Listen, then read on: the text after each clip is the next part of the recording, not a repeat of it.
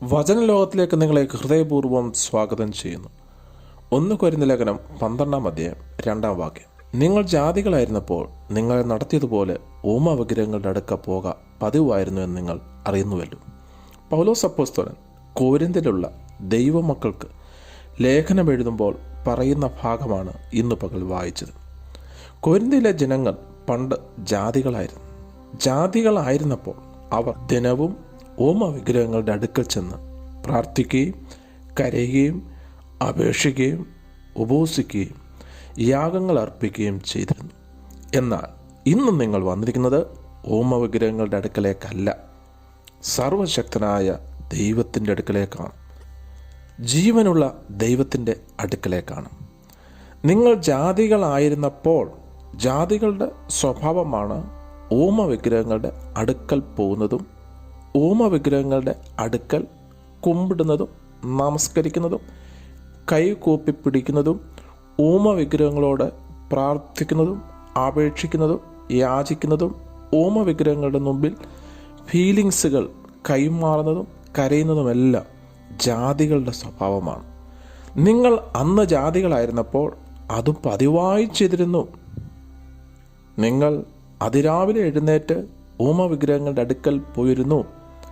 ആഴ്ചയിൽ മാസത്തിൽ ചില ദിവസങ്ങൾ പ്രത്യേകം ക്രമീകരിച്ച് വിഗ്രഹങ്ങളുടെ അടുക്കൽ പോയിരുന്നു. അന്ന് ജാതികളായിരുന്നപ്പോഴാണ് അത് ചെയ്തത്. എന്നാൽ ഇന്ന് നിങ്ങളത് ചെയ്യരുത് എന്ന് ദൈവവചനം ഓർപ്പിക്കുന്നു. 115 സങ്കീർത്തനം 3 മുതൽ 8 വരെയുള്ള വാക്യം വളരെ അർത്ഥവത്തായ വാക്യമാണ്. നമ്മുടെ ദൈവമോ സ്വർഗത്തിലുണ്ട്. കൊരിന്ത്യ സഭയെ, നമ്മുടെ ദൈവം സ്വർഗത്തിലുണ്ട്. അവിടുത്തെ പ്രത്യക്ഷത സ്വർഗത്തിലാണ്. ദൈവം ആകാശവും ഭൂമിയും നിറഞ്ഞു നിൽക്കുന്ന സർവവ്യാപിയാണ്. ദൈവം വ്യക്തമാക്കപ്പെടാത്തവനാണ്. ആ വ്യക്തമാക്കപ്പെടാത്ത ദൈവത്തിൻ്റെ പ്രത്യക്ഷതയാണ് സ്വർഗത്തിലുള്ളത്. അതുകൊണ്ടാണ് സങ്കീർത്തനക്കാരൻ പറഞ്ഞത്, നമ്മുടെ ദൈവമോ സ്വർഗത്തിലുണ്ട്, തനിക്ക് ഇഷ്ടമുള്ളതൊക്കെയും ചെയ്യുന്നു. അവരുടെ വിഗ്രഹങ്ങൾ, ജാതികളുടെ വിഗ്രഹങ്ങൾ പൊന്നും വെള്ളിയുമാകുന്നു. കാശുള്ളവർ പൊന്നുകൊണ്ട്, അതിനേക്കാൾ കാശ് കുറഞ്ഞവർ വെള്ളി കൊണ്ട് വിഗ്രഹങ്ങൾ ഉണ്ടാക്കുന്നു. അത് മനുഷ്യരുടെ കൈവേല തന്നെ. അവയ്ക്ക് വായുണ്ടെങ്കിലും സംസാരിക്കുന്നില്ല. ഏതെങ്കിലും വിഗ്രഹങ്ങൾ സംസാരിച്ചിട്ടുണ്ടോ?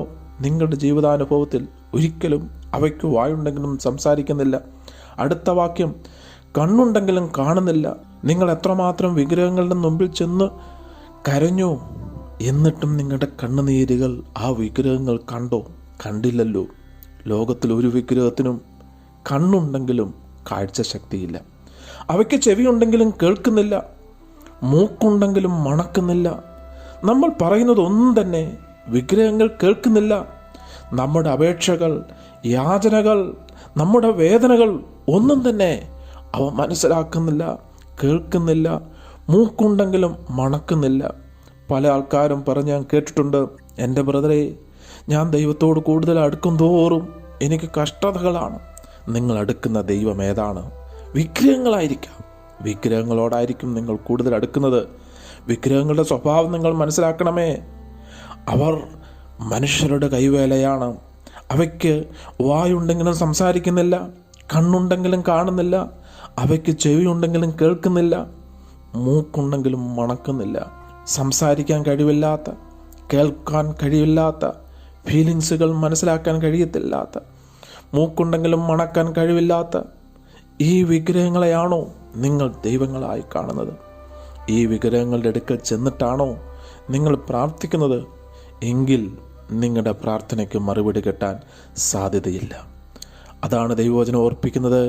അവയ്ക്ക് ചെവിയുണ്ടെങ്കിലും കേൾക്കുന്നില്ല, മൂക്കുണ്ടെങ്കിലും മണക്കുന്നില്ല, അവയ്ക്ക് കൈയുണ്ടെങ്കിലും സ്പർശിക്കുന്നില്ല, കാലുണ്ടെങ്കിലും നടക്കുന്നില്ല.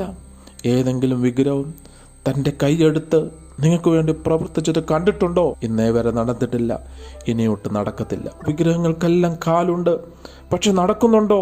നടക്കത്തില്ല. ഇന്നേ വരെ നടന്നിട്ടില്ല, ഇനിയുമൊട്ട് നടക്കത്തില്ല. തൊണ്ട കൊണ്ട് സംസാരിക്കുന്നില്ല. ഏതെങ്കിലും വിഗ്രഹം തൊണ്ട കൊണ്ട് സംസാരിക്കുന്നോ? നിങ്ങൾ എത്രമാത്രം തൊണ്ട പൊട്ടി ആലറി വിളിച്ചു, എന്നിട്ടും നിങ്ങളുടെ മുമ്പിൽ നിൽക്കുന്ന വിഗ്രഹം നിങ്ങളോട് ആ തൊണ്ട കൊണ്ട് സംസാരിച്ചോ? ഇല്ല എങ്കിൽ നിങ്ങൾ പിന്നെയും എന്തിന് ആ വിഗ്രഹങ്ങളോട് തൊണ്ട പൊട്ടി സംസാരിക്കുന്നു, അലറി നിലവിളിക്കുന്നു.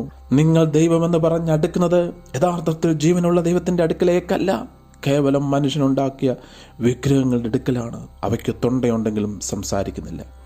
അവയെ ഉണ്ടാക്കുന്നവർ അവയെ പോലെ ആകുന്നു. അവയിൽ ആശ്രയിക്കുന്ന ഏവനും അങ്ങനെ തന്നെ. അവയെ ഉണ്ടാക്കുന്ന എല്ലാ വ്യക്തികളും ആ വിഗ്രഹങ്ങളെപ്പോലെ നിശ്ചലമായിക്കൊണ്ടിരിക്കുകയാണ്.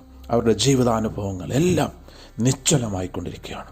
അവർക്കും സംസാരിക്കാൻ കഴിവില്ലാതായിക്കൊണ്ടിരിക്കുകയാണ്, കേൾക്കാൻ കഴിവില്ലാതായിക്കൊണ്ടിരിക്കുകയാണ്. അവരുടെ മനസ്സ് മന്ദിച്ചുകൊണ്ടിരിക്കുകയാണ്. അവയിൽ ആശ്രയിക്കുന്ന, അവയുടെ മുമ്പിൽ ചെല്ലുന്ന എല്ലാവരുടെ അവസ്ഥ അങ്ങനെ തന്നെ. അങ്ങനെയാണ് ദൈവവചനം നമ്മളെ ഓർപ്പിക്കുന്നത്. അവയെ ഉണ്ടാക്കുന്നവർ അവയെപ്പോലെ ആകുന്നു, അവയിൽ ആശ്രയിക്കുന്ന ഏവനും അങ്ങനെ തന്നെ. ഇന്ന് പകൽ പ്രിയപ്പെട്ടവരെ, നിങ്ങൾ 115 സങ്കീർത്തനം 3 മുതൽ 8 വരെയുള്ള വാക്യങ്ങൾ വായിച്ചു മനസ്സിലാക്കിയാട്ടെ. പണ്ട് നമ്മൾ ജാതികളായിരുന്നപ്പോൾ ഈ വിധ വിഗ്രഹങ്ങളുടെ അടുക്കൽ പോയി നമ്മൾ നിലവിളിച്ചു, പക്ഷേ അപേക്ഷ കേട്ടില്ല, ഉത്തരം തന്നില്ല. എന്നാൽ ഇന്ന് നിങ്ങൾ വന്നിരിക്കുന്നത് ജീവനുള്ള ദൈവത്തിൻ്റെ അടുക്കലേക്കാണ്. യേശുക്രിസ്തു നമ്മോട് പറയുന്നത്, 2 3 പേർ എൻ്റെ നാമത്തിൽ കൂടിയാൽ അവരുടെ മധ്യത്തിൽ ഞാൻ വരാമെന്നാണ്. അവരുടെ മധ്യത്തിൽ എന്നെ കൊണ്ടുവന്നിരുത്തണമെന്നല്ല. ജീവനുള്ള ദൈവം നമ്മൾ കൂടുന്നിടത്ത് നമ്മുടെ മധ്യത്തിൽ വരും. എനിക്കും നിങ്ങൾക്ക് വേണ്ടി പ്രവർത്തിക്കുന്ന ജീവനുള്ള ദൈവമുണ്ട്.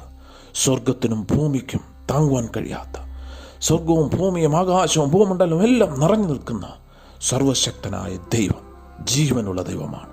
ആ ദൈവത്തിൻ്റെ അടുക്കലേക്കാണ് നിങ്ങൾ ഇന്ന് വന്നിരിക്കുന്നത്.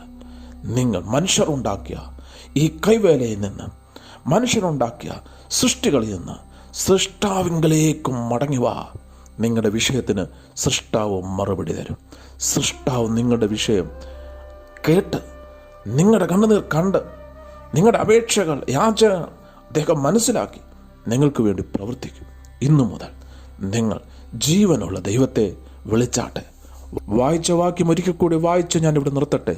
നിങ്ങൾ ജാതികളായിരുന്നപ്പോൾ നിങ്ങളെ നടത്തിയതുപോലെ വിഗ്രഹങ്ങളുടെ അടുക്കൽ പോക പതിവായിരുന്നു എന്ന് നിങ്ങൾ അറിയുന്നുവല്ലോ. അന്ന് ജാതികളായിരുന്നപ്പോൾ ഞാനും നിങ്ങളും പോയിരുന്നു. എന്നാൽ ഇന്ന് നമ്മൾ വന്നിരിക്കുന്നത് ജീവനുള്ള ദൈവത്തിങ്കിലേക്കാണ്, ജീവനുള്ള ദൈവത്തിൻ്റെ അടുക്കലേക്കാണ്. ആ മഹാദൈവം നമുക്ക് വേണ്ടി സ്വർഗത്തിൽ ജീവിക്കുന്നു, നമ്മുടെ ഇടയിൽ ജീവിക്കുന്നു, നമ്മുടെ ഹൃദയത്തിൽ ജീവിക്കുന്നു. ആ മഹാദൈവത്തെ മാത്രം സേവിച്ച് മുന്നേറുക. ഈ നല്ല ദൈവത്തോട് അടുത്തു ജീവിക്കുക. നിങ്ങളുടെ എല്ലാ അവസ്ഥകൾക്കും അവിടുന്ന് മാറ്റം തരും. ജീവനുള്ള ഏക സത്യദൈവമായ സർവേശ്വര, അങ്ങയുടെ സന്നിധിയിലേക്ക് ഞങ്ങൾ അടുത്തു വരികയാണ്. ഇന്ന് അങ്ങയുടെ കുഞ്ഞുങ്ങൾ വിഗ്രഹങ്ങളെല്ലാം വിട്ട് അങ്ങയുടെ സന്നിധിയിലേക്ക് വന്നിരിക്കുമ്പോൾ അങ്ങ് അവരുടെ വേദനകൾ കാണുന്നതിന് നന്ദി, അങ്ങ് അവരുടെ പ്രാർത്ഥനകൾ കേൾക്കുന്നതിന് നന്ദി, അങ്ങ് അവരെ കാണുന്നതിന് നന്ദി, അങ്ങ് അവരെ കേൾക്കുന്നതിന് നന്ദി, അങ്ങ് അവരുടെ അവസ്ഥകൾക്ക് മനസ്സിലാക്കുന്നതിന് നന്ദി. എല്ലാത്തിനും അങ്ങ് പരിഹാരം കൊടുത്താട്ടെ. അങ്ങ് ജീവിക്കുന്നുവെന്ന് അങ്ങയുടെ പ്രവൃത്തിയിൽ കൂടെ അങ്ങ് വെളിപ്പെടുത്തി കൊടുത്താട്ടെ. അങ്ങയുടെ പൊന്നുനാമം മഹത്വപ്പെടട്ടെ. യേശുവിൻ പരിശുദ്ധ നാമത്തിൽ ആമേൻ.